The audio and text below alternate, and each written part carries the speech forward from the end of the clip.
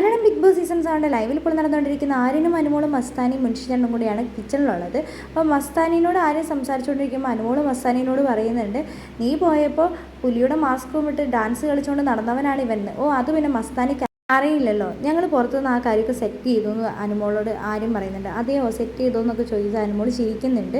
നീ ബോഡി എച്ചി അനുമോളെ വിളിച്ച് കളിയാക്കിക്കൊണ്ടിരിക്കുകയാണ്. അപ്പോൾ അനുമോൾ പറയുന്നുണ്ട്, ഞാൻ അന്തസ്സായിട്ട് കഷ്ടപ്പെട്ട് അധ്വാനിച്ച് തന്നെയാണ് ജീവിക്കുന്നതെന്ന്.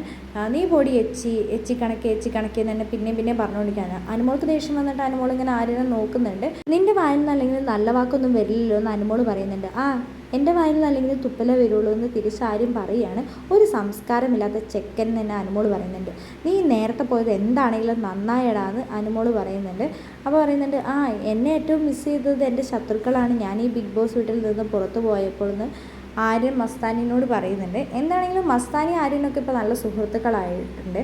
പുറത്തിറങ്ങിയതിന് ശേഷം ഒരുപാട് ഇൻ്റർവ്യൂസ് മസ്താനിയുടെ ചാനലിൽ നമുക്ക് ഒരുമിച്ച് ചെയ്യണം എന്നൊക്കെയാണ് ആര്യൻ പറയുന്നത്.